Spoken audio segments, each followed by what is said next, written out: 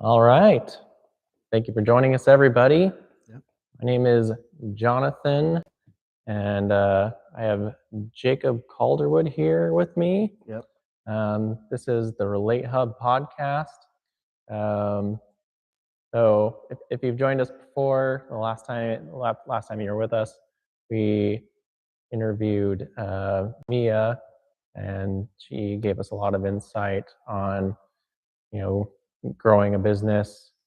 Um, no, with no BS involved, just kind of like hitting it hard, and gave us a lot of useful information on that. So today we have Jacob, and he is the owner of 1910 Barbering Shop. Yep. So I guess to start off, why don't you give us your story? Like, what made you decide to go down the route of being a barber in the first place? So funny enough, I didn't actually plan on being a barber in the very beginning at all. I wanted to go into art actually, so I was going to school over at BYUI, and I had some health things come up, and my sister bugged me for years. She's like, "Jake, you need to do this. You need to go to hair school. You'd be really good at it." I'm like, "No, I'm fine." Yeah. And so finally that had been kicking around in my head so long, and I'm like, well, I can't make it through even a semester right now. It's like maybe that would be a little bit easier. So I was able to do that, and everything started clicking in a way that I didn't expect it. Because what I finally accepted and put together is that hair is art, and it's a lot like sculpture. Yeah. And where I like to do beards and hair, it clicked really well for me. Yep. So Definitely hits that artistic side for you. oh yeah. That's always been there. Oh, yeah. So no, that makes perfect sense. So you had been trying to get into art, and then you just kind of you weren't pushed into it. You were just kind of like convinced, like, okay, I'll try this hair thing and see how it goes, because I assume more than one person was telling you. There was several people that were like, "Hey, this might work." Yeah. So now there were people that we talked about, and I talked about it with my wife Katie, and so we spoke about that, and I thought, okay, cool, maybe this will be a way that I can also make some good income as supplemental, and it can be something that pushes me back into that when I have my health figured out and whatever. But Sure. yeah. I mean, I do know there's a lot of people who kind of fall back on that, as far as like, okay, they went to school for hair, they did hair for a while, and then they're like, they end up doing something else, Right. and then they're like, well, yeah, I also do hair, so it's convenient when you have a family. It's just like, I'll be the one to cut all my kids' hair, my wife's hair, or whatever. Oh yeah, no, it definitely made it easier for that aspect. Save a lot of money not having to send them to someone else to do that, so which is great. But which also leads into why it's such a lucrative thing, being a barber, because everyone always needs their hair cut. So it always comes back. Always comes back. Maybe not everywhere you want it to if you're going bald or whatever, but it's like it's there. Yep. So that's true. No, I you've obviously helped me a lot with this guy. So I probably need to come in soon and get it looked at again. So yeah, just tighten it up, just get it crisp. Yeah. Yep. All right. So let me ask you a few questions along the lines of you and in your work. Yeah. So and you've been in it for a while. Yep. You're an instructor. Yeah. So what to you separates being a good barber from like a great barber?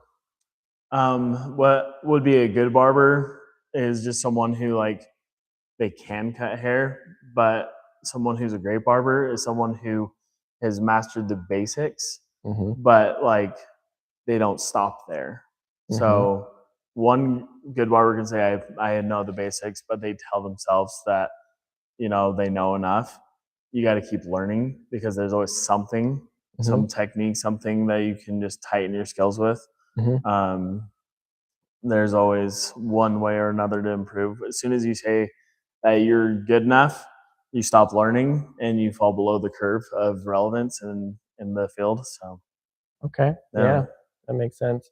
And I mean, as far as learning goes, like you went kind of all in.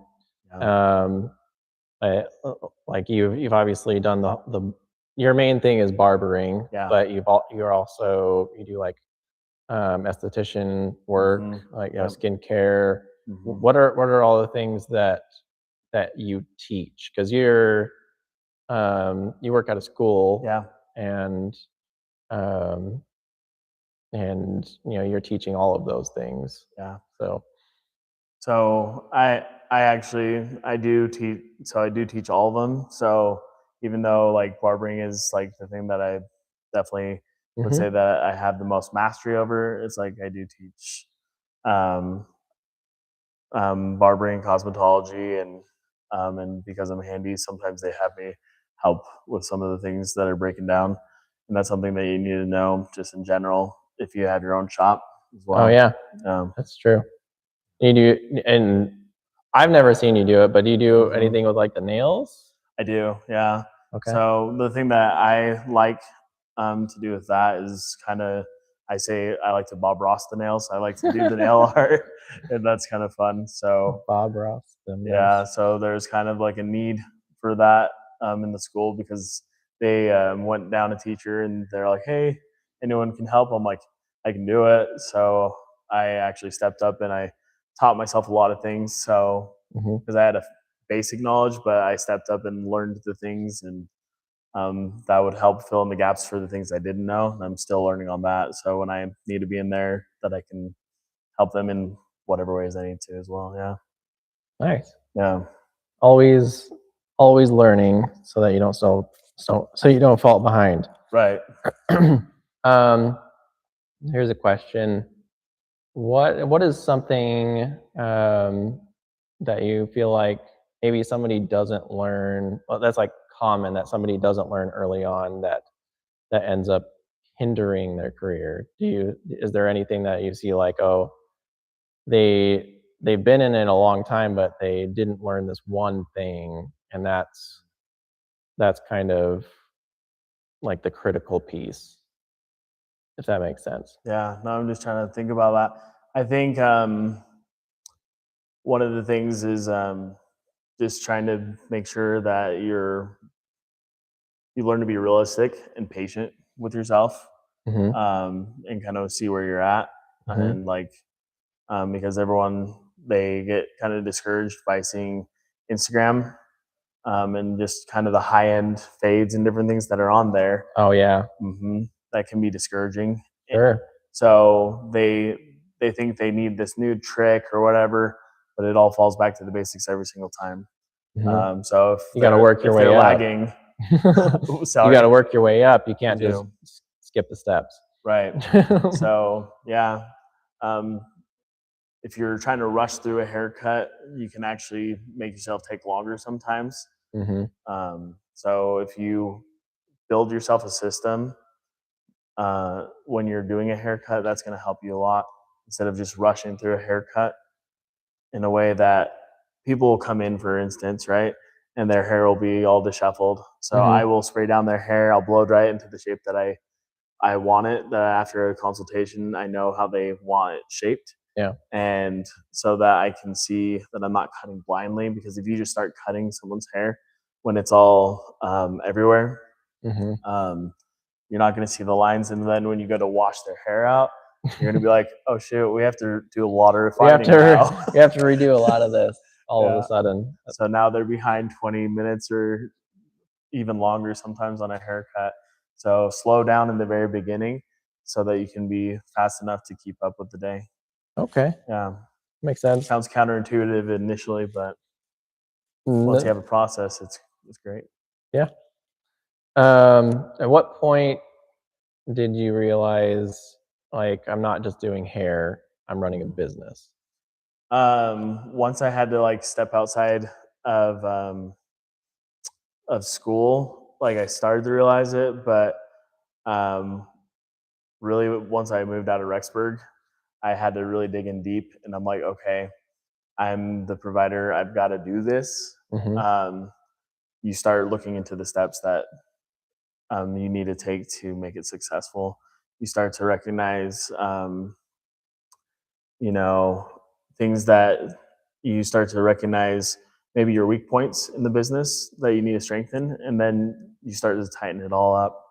And so pretty much in the beginning, but it really within a couple of years, things really started to like get a little more tighter when I started to recognize the finance end, and where I could do sales and things. One of my friends, she says one of the things that she does, which is impressive, is she tries to make all of her booth rent just with her product sales as a goal every month, and she's been able to make that. So setting goals and everything, very key. Okay. So What do you think has been the biggest challenge with growing your business?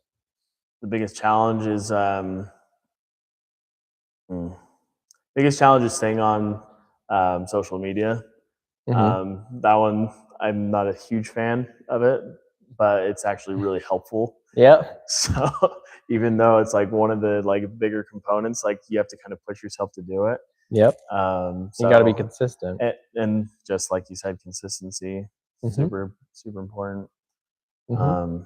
But yeah, that's actually been the hardest part. But every time I post, then people comment, and then there's always a little spike that happens. Yeah. And you gotta remind people somehow. and sometimes like you don't think you have like a quote perfect picture. It's like, remember, you can repost pictures into your stories that you've already done. Yeah. And that's a helpful thing. People that have million followers on Instagram, they redo their posts every once in a while that you haven't seen in a bit. Mm-hmm. And you're like, oh yeah, I forgot that. And it's still, I remember that. I loved that picture, or I loved that haircut or style or whatever. oh So, yeah. yeah, that's very true. Especially nowadays, yeah, you can't go without it for very long. Yeah, no, for sure. So, um, well, I've kind of talked to you about this before, but obviously at Rel8hub, Rel8hub is the sponsor of this podcast. We try to we focus on building the relationships, and trying to have a relationship with your clients instead of just, your clients aren't just a number. You try to actually have something meaningful between you as a business and them as a client. So what do you feel like helps the most with you building your relationships with your clients? The way you've done things. Just be sincere. Like that's one of the very biggest things. Only ask questions that you're genuinely interested in, and that you're actually going to be able to have a conversation with them. It's like I have a lot of differences with my clients, but always finding that common ground and just being personable. It's like you don't have to give your whole life story. Yeah. But it's like if you show that you care, like one of my biggest things that I've always loved is no one cares how much you know until they know how much you care. Same thing in the chair. Nice. Because they don't have to come to you, but if you care, it's like they're going to make a bigger effort to come back to you. Right. So that's a really good fundamental thing in business. For sure. So yeah, I mean that's true, especially in your line of work. I mean, to a lot of clients, they could look at it as I could easily go to another person who could do the exact same thing. Yeah. But I have a relationship with this person. Yeah. So I have this connection. I don't want to go to somebody that I don't have that connection with. Yeah. So it's very important to create that from the get go, and then keep that. So I agree. How do you keep track of those things? Like if you get like you've had probably hundreds of clients or Mhm. thousands, I don't know. How do you keep track of those people? And like you're asking what their life is like, and obviously there's important things that are relative specifically to what you're doing. Um, how do you keep track of that? I've put on my notes on my phone. Yeah. It's one of the things that I've done. Yep. I've also put notes on like my Square account and everything Hmm. to see super relevant things that I need to remember. Hmm. And then I have a pretty good recall, so sometimes I rely on that, maybe too much. But Sure. yeah. Sure. Mm-hmm. Okay. Well, I think that's all I've got for you today. I appreciate you being willing to come out and tell us your story, and Yeah. kind of give us some insights on what it's like in the barbering world, and how maybe hopefully some helpful information to other people out there who are trying to grow that aspect of their business. So thank you. Awesome. Yeah. Thanks. Appreciate you. Cool. All All right. right. Thanks for Thanks. joining us, everybody. I'll hope to see you again in the next one. Yeah. There